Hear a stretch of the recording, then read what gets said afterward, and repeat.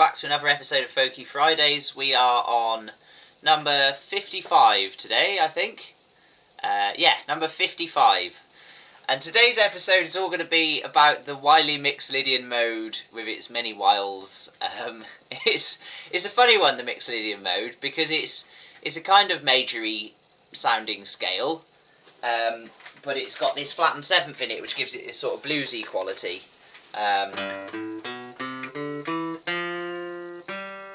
Like that.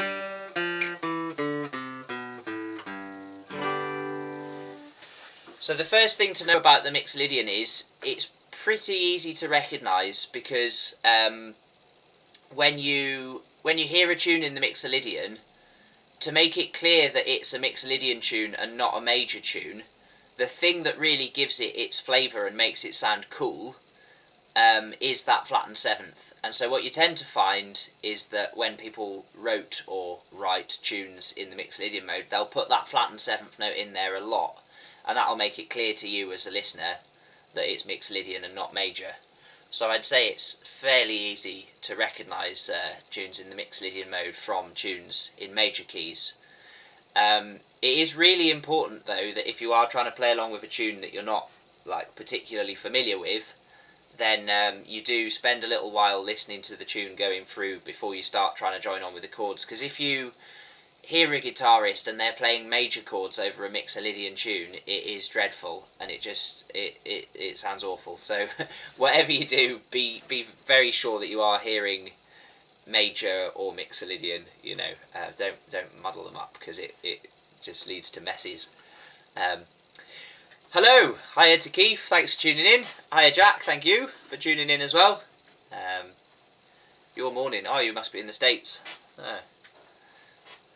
Yeah, nice one. Thanks both for joining us so early.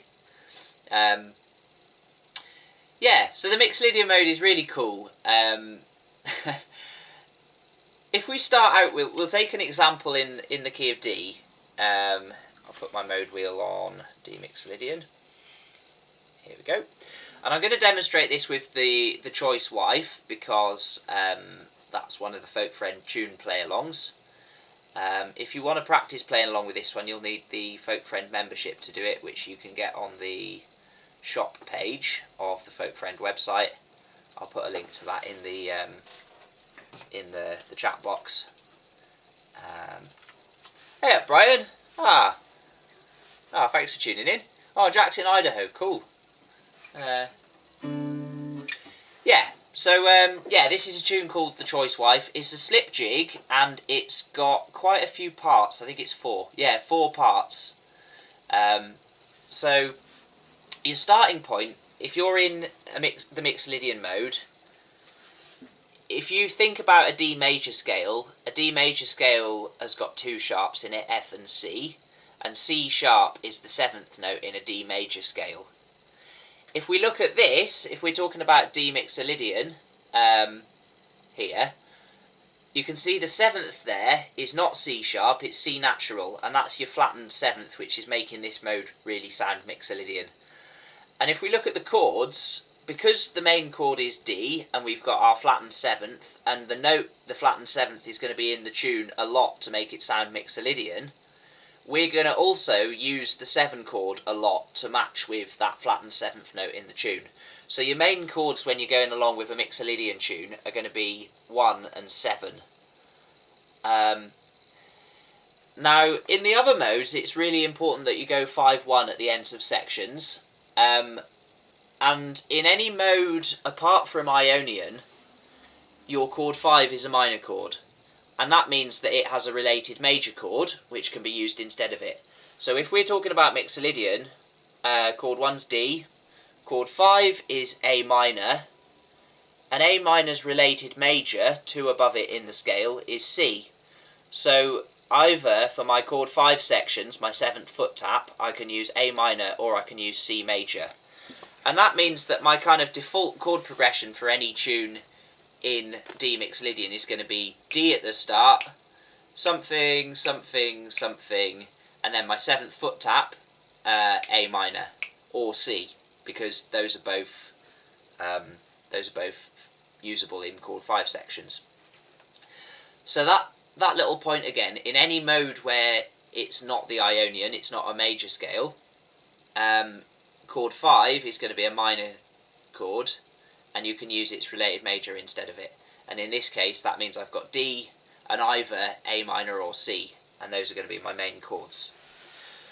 So really, that means that you can do a whole tune in the Mixolydian mode, usually with just 2 chords, almost always, and that's chord 1 and chord 7. So yeah, that's a kind of peculiarity of the Mixolydian mode. It's not 1, 4, 5. You can do the whole thing with just 2 chords, 1 and 7. So if I just, listening to the choice wife, I'll just play a little bit of it. I'll just use D and C.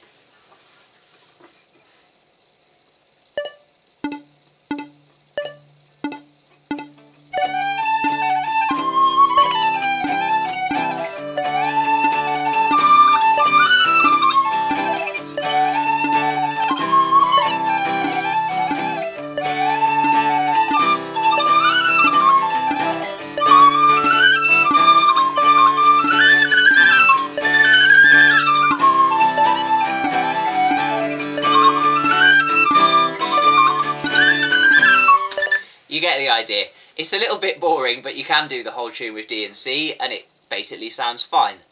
So that's the first thing.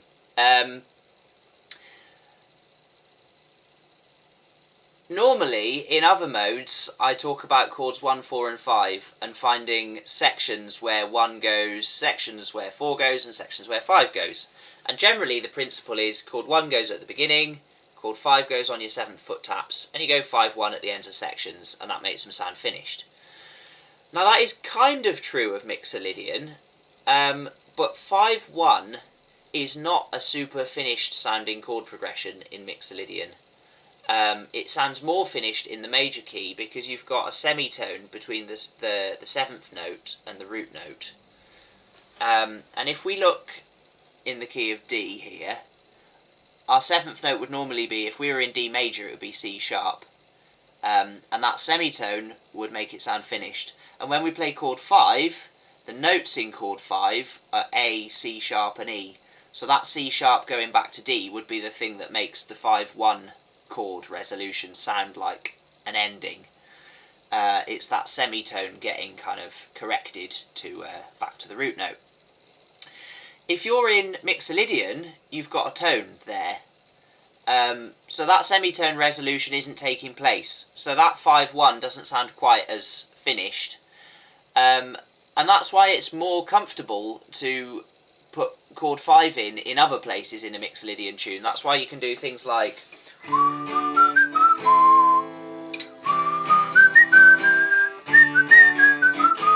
So I'm putting an A minor in somewhere where it's not a chord 5 section there. So that's one real peculiarity of the Mixolydian mode, that chord 5 can go in places other than chord 5 sections in it. And basically, if you listen out for those 7th notes in the tune, any bar that's got a 7th note sort of prominent in it is going to be a place where either 7 or 5 will fit. The other thing that's funny about Mixolydian is that if you think about the Mixolydian mode, it's the 5th of the modes. So D Mixolydian, for example, if we say this is 5, 5, 4, 3, 2, 1, it's the same notes and therefore the same chords as G Ionian or G major. And so what I'm doing there is just counting back in the alphabet. So Mixolydian's the 5th mode. If we're playing in D Mixolydian, that would be the same as C Lydian, E Phrygian, D Dorian, or... I've not counted right, have I? Let me do that again. D Mixolydian is the same as C Lydian. It's the same as B Phrygian. It's the same as A Dorian, and therefore it's the same as G major. There we go. What that means is, if you were in G major, your chord 5 would always want to resolve to your chord 1, and that is because of the semitone gap, which I was talking about a minute ago. If you're in the Mixolydian mode, the relationships, the intervals within the scale are still those that would have been in the G major scale. So that kind of want for resolution is still sort of there. So although you're always coming back home to D major, it kind of doesn't sound... It's got a sort of unresolved kind of quality to it. And it's not like it sounds like it needs anything particularly. It's just kind of quirky, and that's why it's got this kind of bluesy feeling partly. But what the really interesting thing about that is, it actually means that you can end a section in the Mixolydian mode on G. So if I was playing along with this tune, let's do the B part.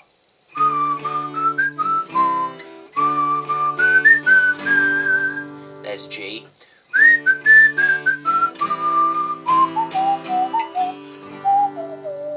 And there's a G again. So it's not wrong to not end on chord 1 in Mixolydian. It also sounds really nice to end on chord 4, basically. That's the upshot of all that.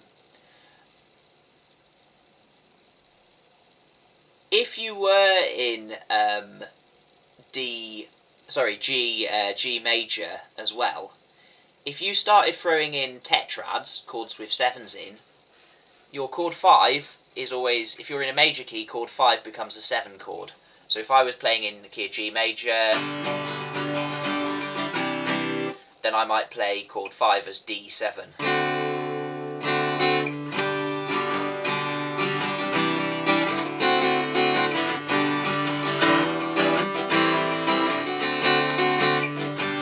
And you can hear when you get that 7 chord, it just adds a little bit of jazziness, and it makes it really want to resolve back to chord 1.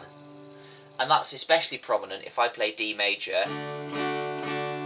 and then D7, then it really wants to go back to G. So if we were in G major, our chord 5, D, would be D7. And because we're in D Mixolydian, which is the same chords as G major, therefore our chord 1 now could be a D7 chord. And that opens up a huge realm of possibilities. The first thing to say about that is, if you are starting on a D7 chord, 7 chords want to resolve down a 5th, so that will make your ending a section on chord 4 sound super satisfying. So if I just demonstrate that, I'm going to play along with the same tune. I'm going to use D7 instead of all the Ds. I'm just going to play D7 and C, and then I'm going to end sections on G.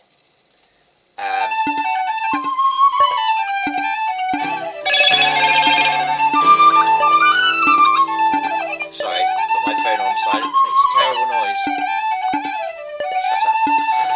There you go.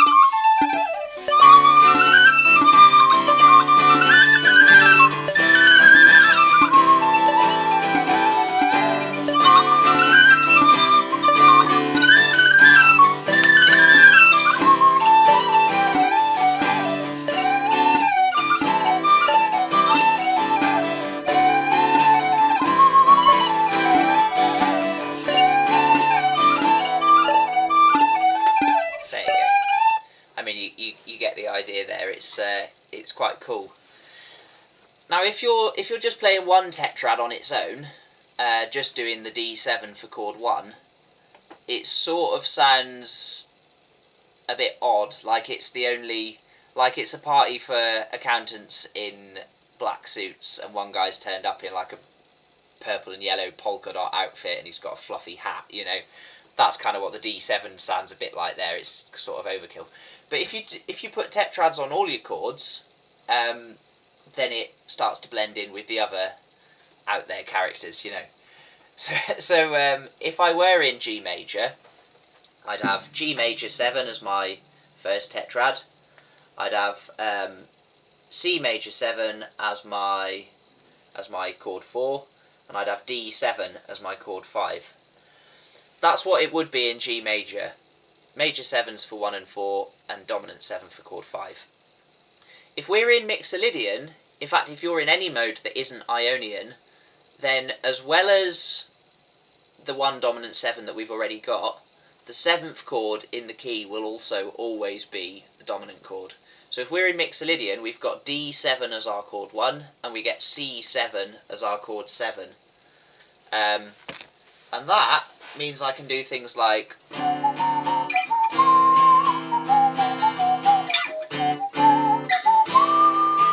and A minor becomes A minor 7.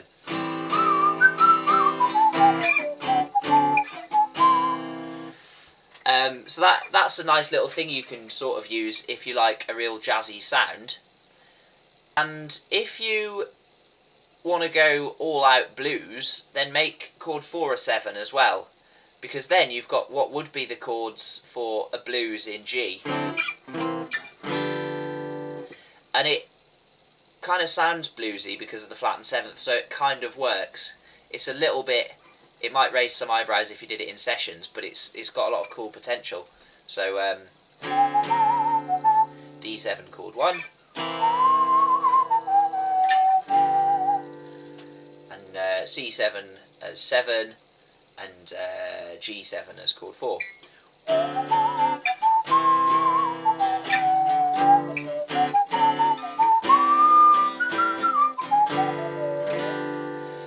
And that thing of having the G as a 7 chord works really well. Chord 4 being a 7 always sounds good.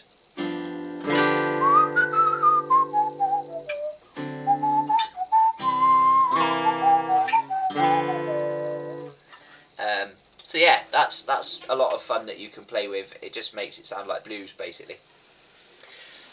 Is this all kind of making sense so far? Does everybody know what I'm on about, and is this something that you can take away and have a play with and use for something else?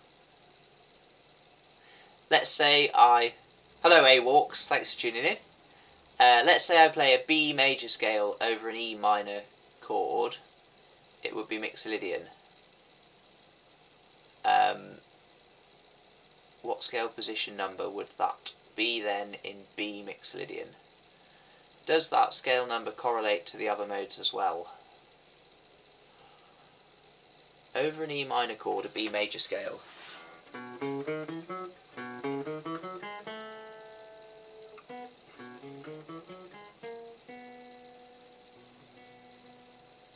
What scale? I'm not sure I'm following you here. Keith reckons so. Let's say I play a B major scale over an E minor chord. No. If you play a B major scale over an E minor chord, you're kind of doing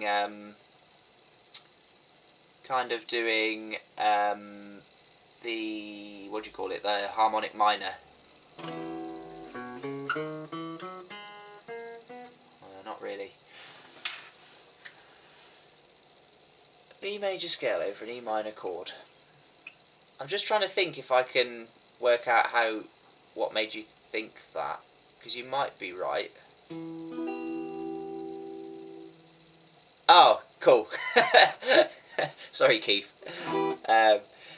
Yeah, no, right. Let's have a little look at this thing about the Mixolydian. So, if I play a G major scale, here's G major. There you go. So all of those notes are making up my G major scale, and if I give each of those a number, we got 1, 2, 3, 4, 5, 6, 7, and then we're back to G again where we started, so that would be 1 again, 1, 2, 3, 4, 5, 6, 7, 1, 2, 3, 4, you know, I could go on up. So if I go from G again, if I play all of those same notes, but I miss off the first note, I start from the second note, so I'm going to go from 2 all the way up to 2 again. So 2, 3, 4, 5, 6, 7, 1, 2, like that. So what you hear there, if you listen to that scale in its own right, it sounds like a minor scale. And it's what that actually is the Dorian mode, the second mode. So it's the same notes as a G major scale, but you start and finish from the second note, and that gives you the second mode. and that is the A Dorian scale. If you did the same thing starting and finishing from the third note, you'd get another mode, which is Phrygian, which sounds like...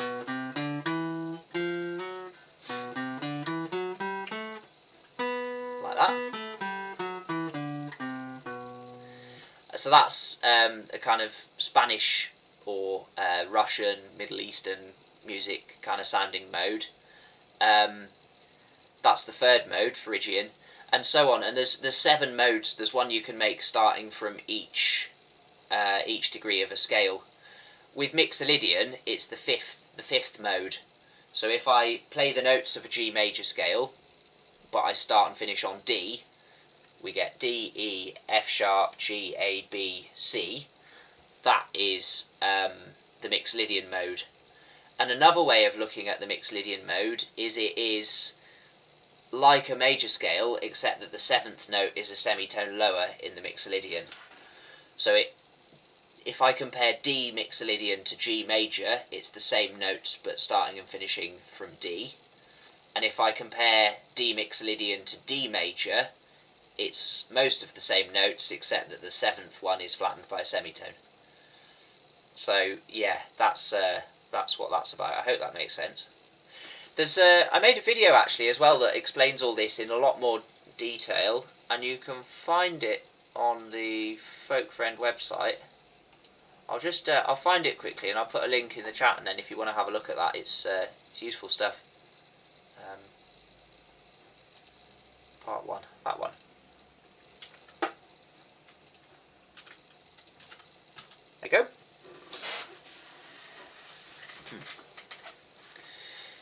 Yeah, so the other thing that means is because D Mixolydian is the same notes as G major, it's also the same chords. So if you look on my wheel here, there's a list of all the chords. You can see the Ionian window. Ionian means major. It's another older name for the same thing. Oh, I'm pointing at the wrong window, it's that one. G major, there you go. So G major, there's a list of chords there that go with G major, and those chords also go with D Mixolydian, but you just start on D. Brian, if you play a G major scale, but you flatten the 7th, you're playing G Mixolydian. Yep. Which major scale is that, and how does the wheel explain that? Let's have a look. I'll put my wheel on G Mixolydian.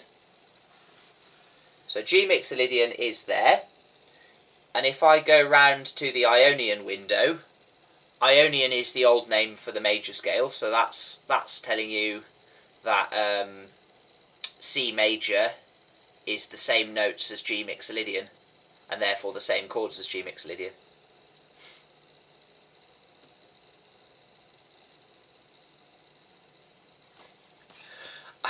I know you've all got mode wheels as well, but I'll put a link to them on the shop as well, just in case anyone new to this channel hasn't been bombarded with news of the mode wheel already. They are really useful for understanding this stuff, to be fair. I know I'm biased because I want you to buy them, but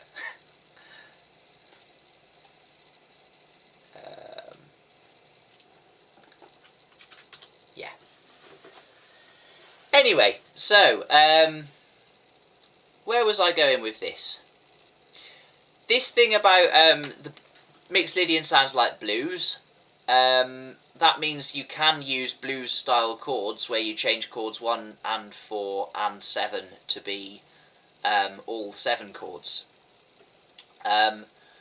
One thing that I really like to do by extension of that is to change chord 1 to a 9 chord, and this sounds great. If I'll play the tune, and I'm going to, instead of all the Ds, I'm going to play D9, which is this shape. And instead of the Gs, I'm going to play G7, and in my housemate. So yeah, instead of the Ds, I'll play D9. Instead of the Gs, I'll play G7, and instead of the Cs, I'll play C7. We'll see what that sounds like.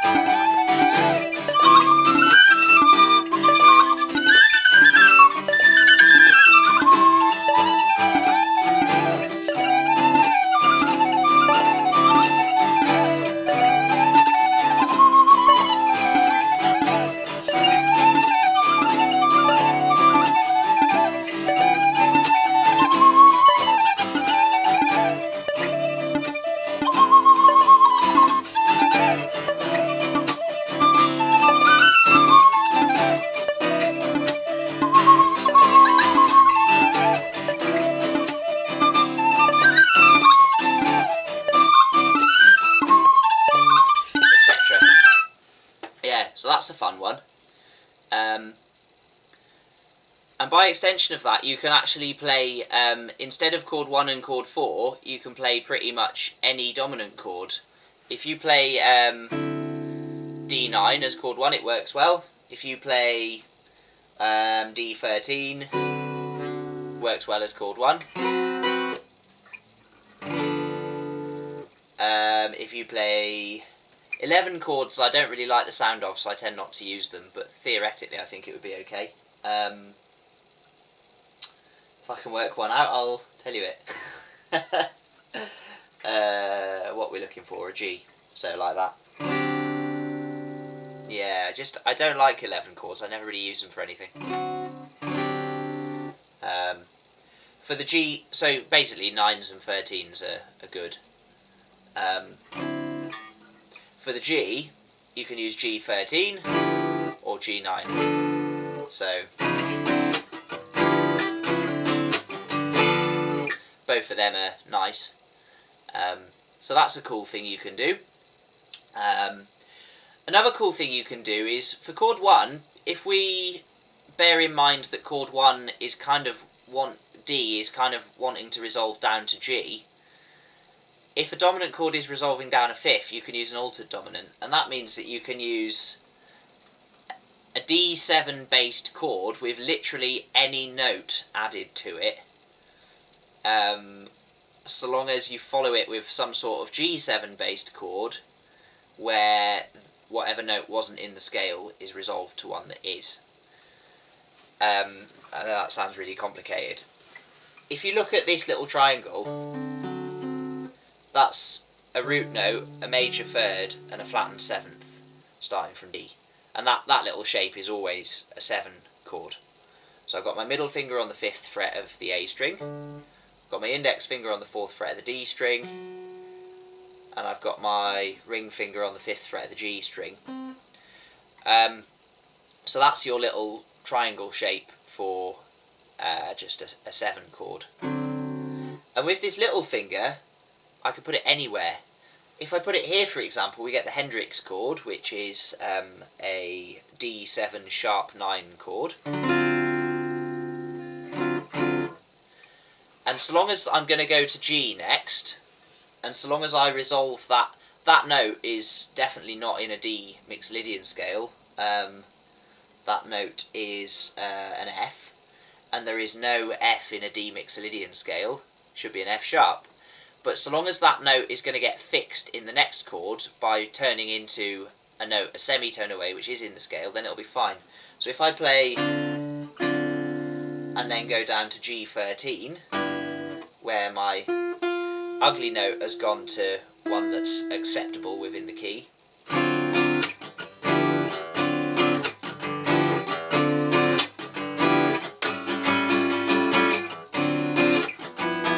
then I get a really cool jazzy version of the tune. So I'm going to, just using my Hendrix chord and my G13, I'll play along with the tune again and we'll see if it works. For the A minors, I'll just do A minor 7 like that.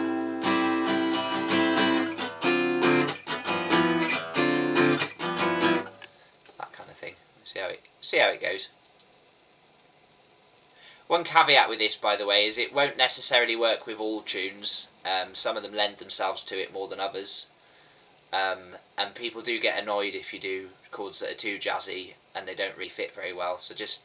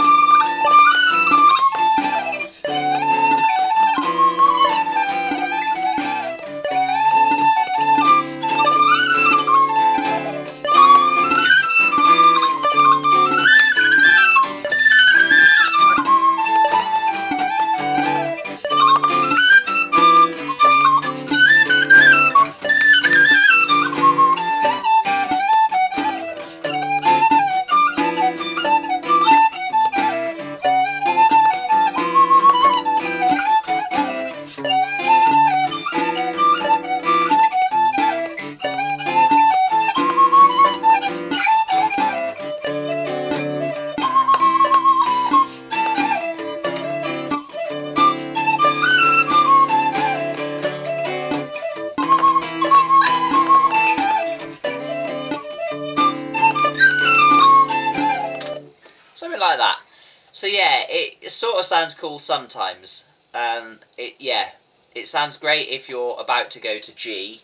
If you've got a long block of D, I'd say maybe don't do it because it's quite uncomfortable.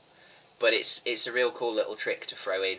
So the rule is that any time you've got a chord progression where a chord's going to resolve down a fifth, like here we've got D going down to G, D, C, B, A, G, 5 down, then you can use an altered dominant chord.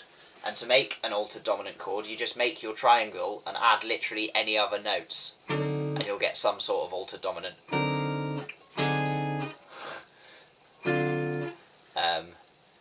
So yeah, you've just got to be careful that the notes that you've added resolve a semitone in either direction to end up being a note from the key that you're currently in.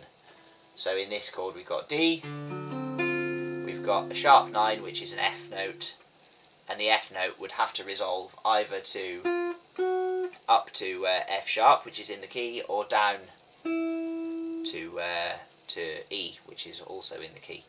So either of those would be fine. One last thing on those altered dominant chords, if you think about the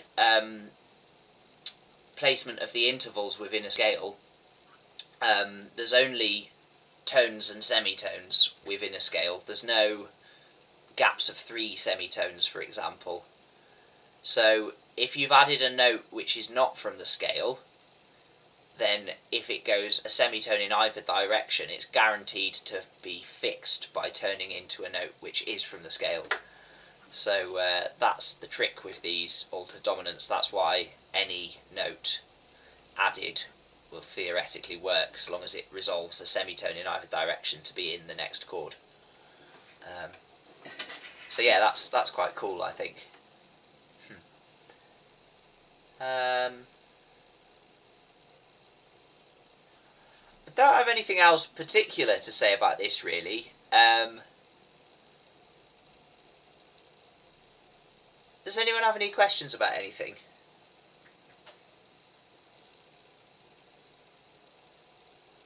This is very much a sort of non-traditional sound, and it's definitely one to be used sparingly, but if you have a think about it, it's a lot of fun.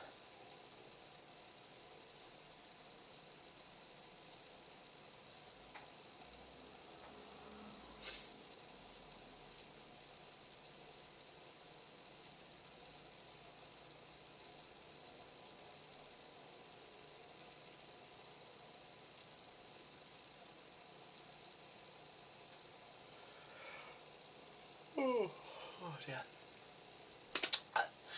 We've got a really good video coming tomorrow. I had how do the minor scales relate to modes?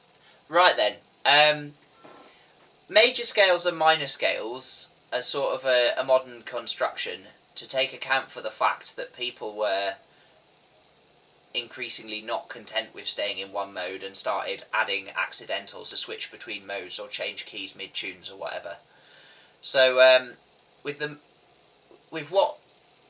the main difference between a major type scale and a minor type scale is just the third note in a scale. If you pick any note and you go like the start of a major scale, so you go up a tone, that's a tone up from the first note, then that's another tone up. So if you've gone up 2 tones from where you started, you've arrived at a major third.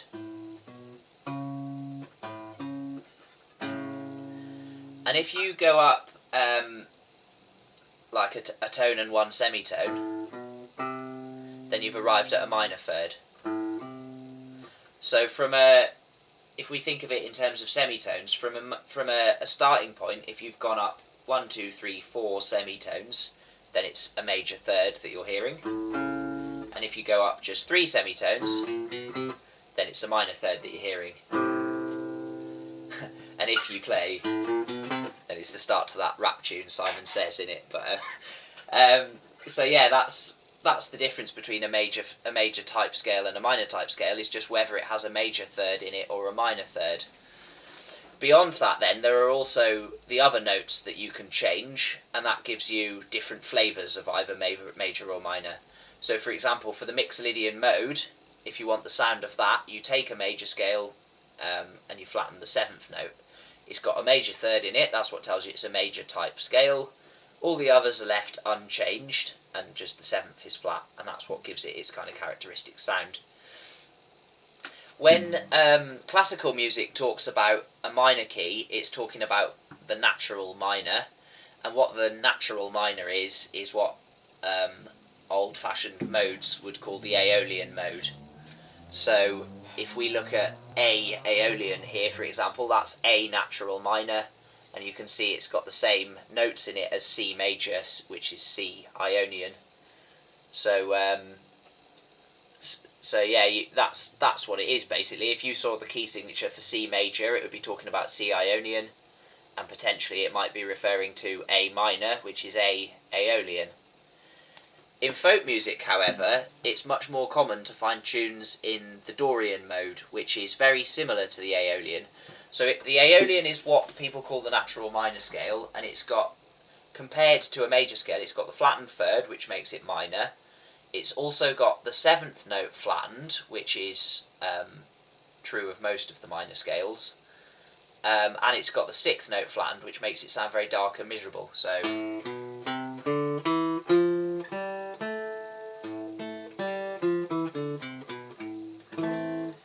that's the Aeolian mode, and that's also what some people call the natural minor scale.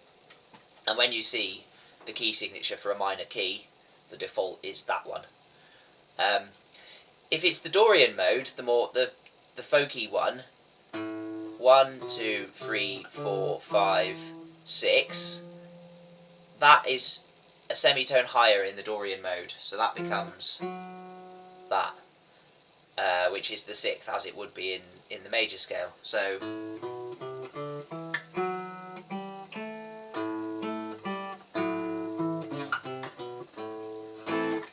the Dorian mode is also a minor scale because it's got the flattened third in it,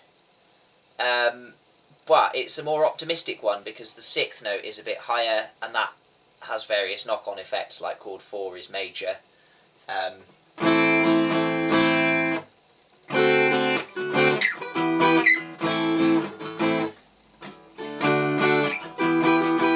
So that gives the Dorian mode this more optimistic feeling, whereas the Aeolian mode is just unremittingly bleak.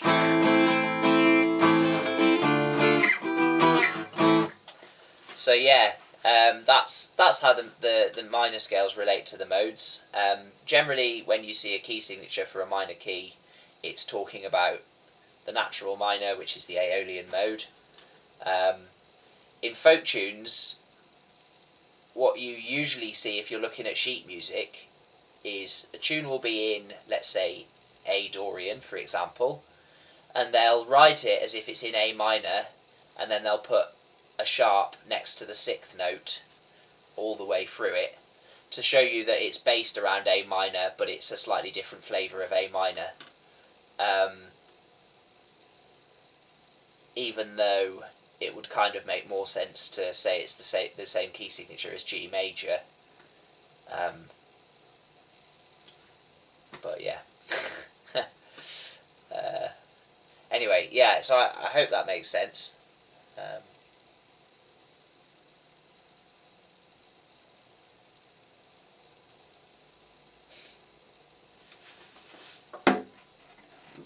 Whoops. Going back to, yeah, tomorrow's video is going to be a really good one. I got very lucky a couple of weeks ago. A guy came into my shop in Sheffield, and he was looking for, I think it was a ukulele case on that particular day. We had a bit of a chat. It turns out he likes folk music as well.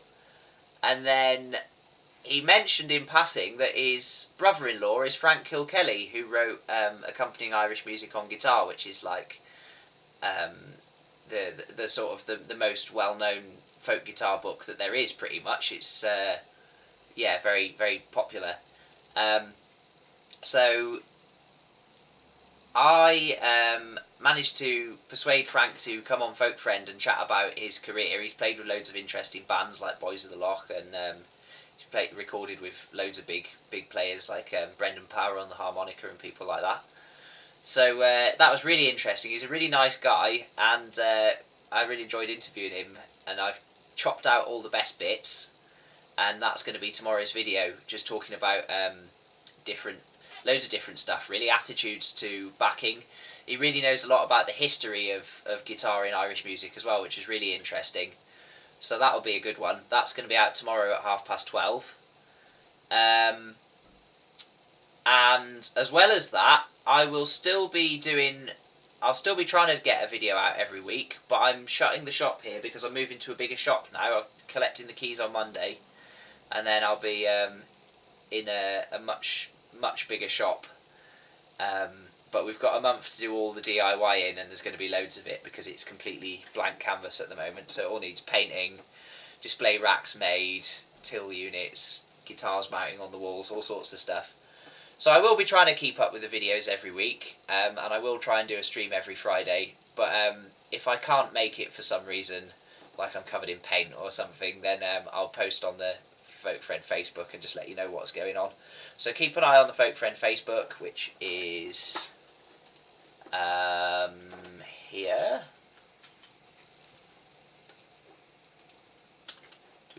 There we go. Yeah, keep an eye on that, and I will let you know if streams are going on. But they should be on as normal for the next couple of weeks, and certainly videos will be out on Saturday, same as normal. So yeah, fingers crossed. Yeah, so if no one's got any other questions about anything, I think we'll call it a day there. I'll go and get some dinner. Yeah, it is good. I'll be a bit gutted to see the end of the amp tower, to be fair, because I'm very fond of my mountain of amplifiers. But don't worry, Brian. We'll have an even bigger amp tower and an even better backdrop with loads more things in it. We're gonna have about 3 times as much stock as well, so there'll be loads more nice guitars you'll be able to see in the background and stuff like that. So it should be good. I'm not sure whether I might make a little streaming den in the cellar or something, but we'll see how it goes. We'll see how much DIY I can hack, to be fair. But yeah, anyway, thank you all very much for tuning in, and I will see you all next week.